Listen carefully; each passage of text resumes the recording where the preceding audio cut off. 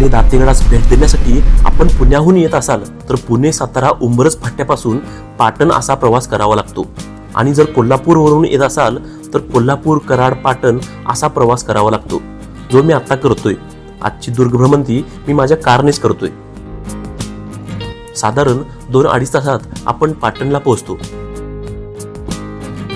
तिथून गडपायत्याचं टोळेवाडी गाव गाठण्यासाठी जेमतेम 5 ते 7 किलोमीटरचं अंतर पार करावं लागतं.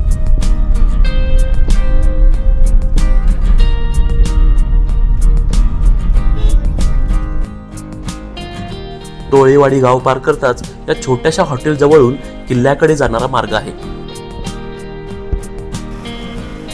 इथेच आपण आपली वाहने पार्क करू शकतो.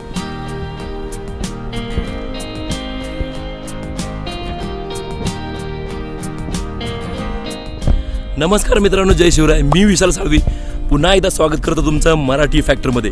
मित्रांनो, नवीन वर्ष सुरुवात झालेलं आहे आणि या नवीन वर्षामध्ये नवीन दुर्ग भ्रमंती आज आपण करण्यासाठी आलो आहोत सातारा जिल्ह्यातील पाटण तालुक्यामध्ये असणारा दातेगड पाहण्यासाठी.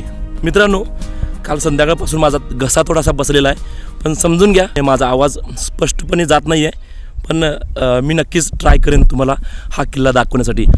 तर चला तर मग मित्रांनो, नवीन वर्षातील पहिल्या दुर्ग भ्रमंतीला सुरुवात करूयात. जय शिवराय वैभव. जय शिवराय. काय जय शिवराय. जय शिवराय. आजच्या दुर्ग भ्रमंतीसाठी माझ्यासोबत माझा मित्र वैभव आणि माझा छोटा पुतण्या साईराज आहे. माझ्याप्रमाणे आता साईराजला सुद्धा गड किल्ल्यांची आवड निर्माण होताना मी पाहतोय.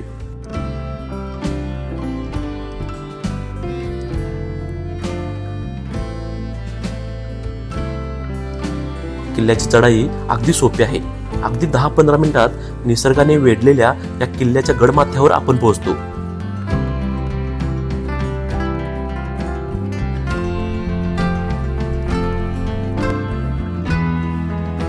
आणि गडाच्या या टोकावरून आपण हा निसर्ग निहाळू शकतो.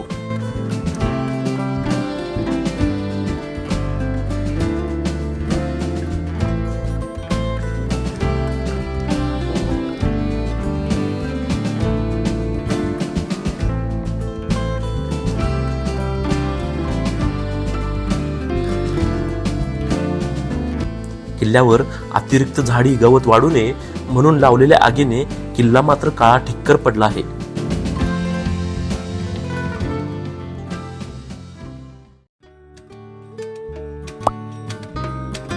आणि सुरू झाली आमची दुर्ग भ्रमंती.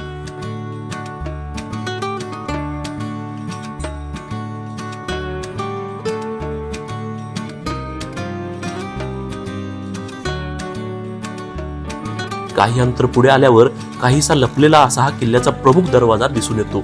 तर मित्रांनो, आता आपण आलोय किल्ल्याच्या महादरवाजाजवळ. तर किल्ल्याचा महादरवाजा प्राचीन आहे, पण बरीचशी पडझड झालेली आहे. जाऊन बघूयात कसा आहे. गडमाथ्यावरून या पायऱ्या आपल्याला खाली मुख्य प्रवेशद्वाराकडे घेऊन जातात. दरवाजाच्या परिसरात 2 सुबक शिल्प आपलं लक्ष वेधून घेतात. कुठल्याही रांगेत न उभं राहता आडरानात उभ्या असणाऱ्या या सुंदर देवदेवतांचे आपण सहजपणे दर्शन घेऊ शकतो. एक शिल्प आहे चपेटदान मारुतीचं आणि दुसरं आहे गणेशाचं. या गणेशाचे कान जास्वंदीच्या पाकळ्याप्रमाणे कोरलेले आहेत. डाव्या हाताला किल्ल्याचे पुरातन भग्न प्रवेशद्वार आहे. दरवाजातून प्रवेश केल्या केल्या समोरही हनुमानाची मूर्ती दिसते. दरवाजाच्या दोन्ही बाजूला कातळात कोरलेल्या देवड्या आहेत.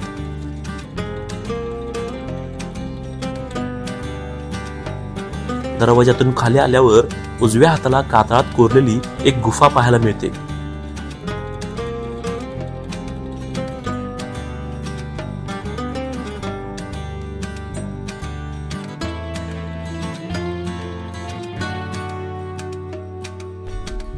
हा मुख्य दरवाजा इकडून काहीसा असा दिसतो.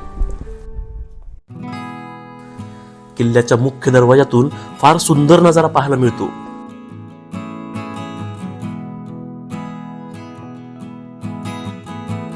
म्हणून काही वेळ इथेच विश्रांती घेण्यासाठी आम्ही बसून राहिलो.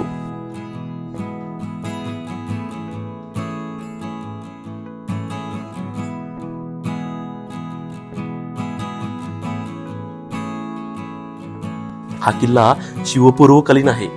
भोज राजाच्या कालखंडात याची निर्मिती झाली असावी असे सांगितले जाते. पुढे गडाचा ताबा शिर्के यांच्याकडे आला. त्यानंतर बहमनी आणि आदिलशाही राजवट सुद्धा या गडाने पाहिली. अफजल खानाच्या वधानंतर किल्ला स्वराज्यात सामील झाला आणि महाराजांनी या देखण्या गडाचे नामकरण सुंदरगड असे केले. महाराजांनी किल्लेदार म्हणून साळुंखे नावाच्या एका सरदाराला नियुक्त केले. हे साळुंखे पाटणच्या परिसरात राहत असल्याने पुढे त्यांच्या घराण्याला पाटणकर असे नाव पडले. याच पाटणकर घराण्यातील यशवंत पाटणकर नावाच्या सरदाराने पुढे मोठा पराक्रम केला. महाराजांच्या दक्षिण दिग्विजय मोहिमेमध्ये स्वामी कार्यात ते खर्ची पडले. किल्ल्यावर असणारी तलवारीच्या आकाराची विहीर कदाचित हाच पराक्रम सांगत असावी. होय, किल्ल्यावर तलवारीच्या आकाराची एक विहीर आहे. मित्रांनो, आता आपण आलोय किल्ल्याचं वैशिष्ट्य असणाऱ्या तलवारीच्या विहिरीच्या जवळ आणि या हाताला ही तलवारीच्या आकाराची विहीर आपण पाहू शकतो. संपूर्ण कातळात कोरलेली ही विहीर 30 मीटर खोल असून विहिरीमध्ये उतरण्यासाठी वैशिष्ट्यपूर्ण पायऱ्या आहेत. यातील उजवीकडील पायऱ्या अरुंद तर डावीकडील पायऱ्या बऱ्याच रुंद आहेत. जसजसं आपण खाली उतरत जातो तसतसं तलवारीचा आकार आपल्या डोक्यावर दिसायला लागतो. खरोखरच एक चकाकणारी भली मोठी तलवार वरती आपल्या डोक्यावर आहे असा भास होतो.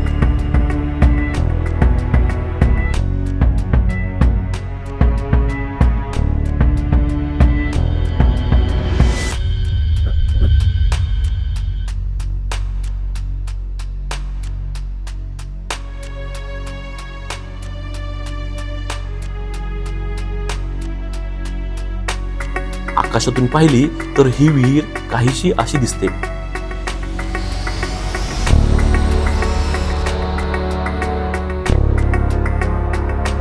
ही तलवारीच्या आकाराची विहीर इतकी सुंदर आहे मित्रांनो की या विहिरीच्या तुम्ही अक्षरशः प्रेमात पडता. ही विहीर या किल्ल्याचं वैशिष्ट्य आहे मित्रांनो. खूपच सुंदर ही कोरलेली विहीर आहे बघा. म्हणजे हा अखंड दगड ना कोरून यामध्ये ही विहीर बनवलेली आहे मित्रांनो. अतिशय सुंदर आहे. नक्की तुम्ही पाहायला या.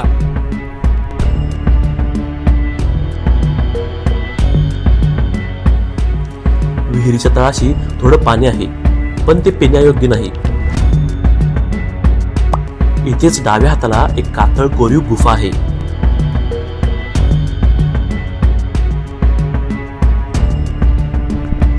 गुफेबाहेर नक्षीदार नंदी आहे, तर गुफेत एक शिवलिंग आहे. आश्चर्य म्हणजे या गुफेत स्वच्छ थंड हवेची झुळूक जाणवत होती.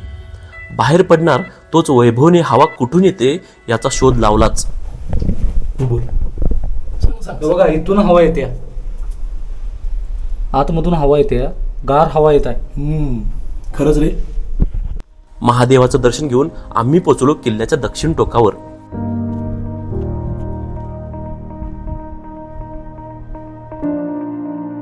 नैसर्गिक तटबंदी लाभलेला हा दातेगड तसा छोटेखानी किल्ला आहे. दक्षिण भागात काही कोरड्या पडलेल्या पाण्याच्या टाक्या व काही दुर्गावशेष पाहता येतात. दातेगडाला महाराजांनी सुंदरगड नाव का दिले असावे हे दातेगडाला भेट दिल्यावरच कळते. या गडाला पुन्हा भेटण्याचं आश्वासन देऊन सुंदरगड मनात साठवून मी गड उतार झालो. तर मित्रांनो, किल्ला बघून झालेला आहे. किल्ल्यावरील वास्तू आपण दाखवण्याचा प्रयत्न केला. आजचा व्हिडिओ तुम्हाला कसा वाटला नक्की सांगा. आजच्या पुरतं एवढंच. भेटूया परत एकदा नवीन एका किल्ल्यावरती नवीन एका व्हिडिओमध्ये. तोपर्यंत जय महाराष्ट्र, जय शिवराय.